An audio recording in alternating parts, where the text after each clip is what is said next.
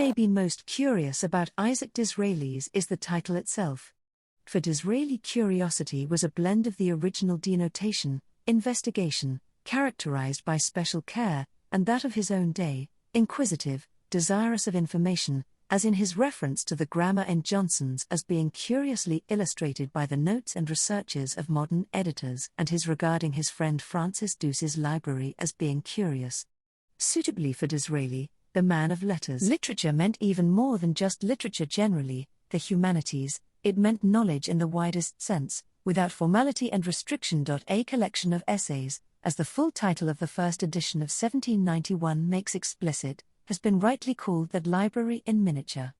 It is a library which evolved through a vigorously evolutionary process, a veritable sea change of selection, addition, omission, and revision, its 14th and last edition in 1849, a year after Disraeli's death, consisting of 276 essays, the version in the first 3 volumes of the 6-volume standard edition of his works edited by his son Benjamin in 1881. That number may appear stable when measured against the 279 of the first edition, but it is by no means indicative of the flexibility of the process or the nature of the topics. Both are strikingly evident in the titles of some of the 50 essays from the literature and criticism section of the first edition which were excluded from later editions: Tartarian Libraries, The Turks, The Law and the Prophets, Republic of Letters, Esdras, Aristotle, Gregory VII, Fair Sex Having No Souls, Physicians Write Little on Professional Subjects, Guy Patin, Adam Not the First Man, Saints Carrying Their Heads in Their Hands, On the Adjective Pretty. Among the 27 historical anecdotes which dropped by the wayside are marriage dispensations, English ladies, Spanish monks, the Virgin Mary, Protestants, coffee, transubstantiation, America, enchanted tapestry, Great and Little Turk, the body of Caesar. In a preface dated March 1839, Disraeli described his ever-evolving work as a voluminous miscellany, composed at various periods, a circuit of multifarious knowledge, which could not be traced were we to measure and count each step by some clinical pedometer. It would, however, be a misjudgment to regard the miscellany as a jungle of whimsical impressions or fanciful thoughts. Rather, it is a man-made woodland landscaped, cultivated, and manicured by an urban if not urbane gentleman. Disraeli derived most of his knowledge from books. The first essay is on libraries, for he himself was unabashedly bookish and bibliophilic.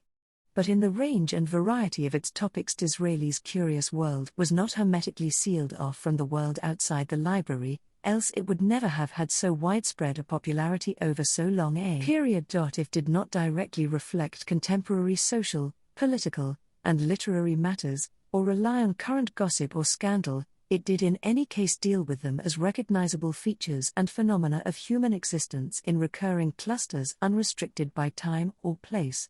As might be expected, the most prominent is that of literary personalities, productions, and attendant concerns. Of the numerous authors who are subjects of individual essays, although they are drawn from Roman times to the 18th century, none are contemporaries of Disraeli and no particular genre is dominant. English authors receive their due share: Milton, Pope, Dr. Johnson, Ben Jonson, Shenstone, Prior, Spencer, Shakespeare, Butler, Richardson. But continental authors may receive even more individual attention.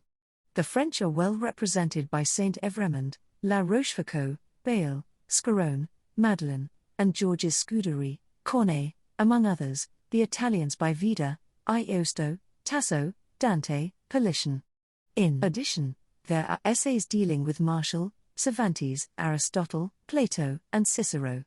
As may be inferred from these names and others, Disraeli gives relatively much attention to what might be called marginal literary figures, many of whom are lesser-known humanists, scholars, bibliophiles, bibliographers, antiquaries, men of letters, editors, or philosophers, such as Grotius, Magliabechi, Anthony R. Wood, Marrels, Annius of Viterbo, Bodley, Camden, Costar, Fabroni, Hearn, Leland, Nord, Bentley, Lenglet du Frenois, George Stephens, and oldies. Along similar lines of extension is Disraeli's consideration of institutions and families deriving from or in the service of literature, such as A Glance into the French Academy, an English Academy of Literature, the Port Royal Society, the history of the Carchi, as well as his inclination to give more detailed attention to clusters and genres than to single works, such as the essays, Spanish poetry, romances, the early drama,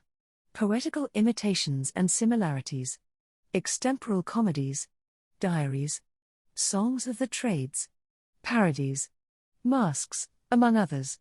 While although countless works are cited, only relatively few are found in titles as subjects in themselves, among them The Turkish Spy, Love and Folly, The Lover's Heart, The Talmud, and Robinson Crusoe. Disraeli did not even neglect the fundamentals of such products of literature, as evident in such essays as Origin of the Materials of Writing, Autographs, Minute Writing, Numerical Figures, and Literary Composition, nor the features and mechanics of their production and dissemination, as in his essays Early Printing and A Secret History of Authors Who Have Ruined Their Booksellers. He was also interested in the elements of books, as in titles of books, dedications, prefaces, quotations, indexes, and errata, as well as some of their concomitant practitioners and practices, as in patrons' bibliomania, abridgers, imitators, professors of plagiarism and obscurity, of literary filchers, literary forgeries, literary impostures, critics, destruction of books, and licensers of the press. To the implicit historical dimension of the literary essays, Disraeli provided an explicit one as well, and, as was his wont, one not restricted to a particular time or country. English royalty was the primary subject. There are essays on Charles I, Duke of Buckingham, Edward IV, the death of Charles IX, Elizabeth and her Parliament, the secret history of Charles I and his Queen Henrietta, the secret history of the death of Queen Elizabeth, Buckingham's political coquetry with the Puritans, and secret history of Charles I and his first parliaments, not to mention such accompanying concepts and practices as nobility, monarchs, royal divinities, on royal promotion, royal proclamations, political religionism, toleration, and of palaces built by ministers. Beyond England, there are essays on popes, the minister the Cardinal Duke of Richelieu, usurers in the 17th century, the Italian historians, apology for the Parisian massacre, secret history of an elective monarchy, the sources of secret history, and even of a history of events which have not happened. A further dimension takes the form of a kind of wide-ranging cultural sociology which concentrates on manners and materials, feudal customs, Spanish etiquette, female beauty and ornaments, the history of gloves, medical music, virginity, modes of salutation and amicable ceremonies in various nations, fire and the origin of fireworks, anecdotes of European manners, on the custom of kissing hands, ancient cookery and cooks, ancient and modern saturnalia, drinking customs in England, introduction of tea, coffee, and chocolate, and psalm singing. Socio-psychological touches are to be found in solitude, anecdotes of abstraction of mind, and cause and pretext. The sheer sweep of subjects may be bewildering, their arrangement somewhat scattered. Still, there can be little doubt that there is something for everyone in this tastefully conceived and cultivated library in miniature. And beyond the pleasure and information of this essay or the other is the panoramic view of a charmingly curious cultural landscape.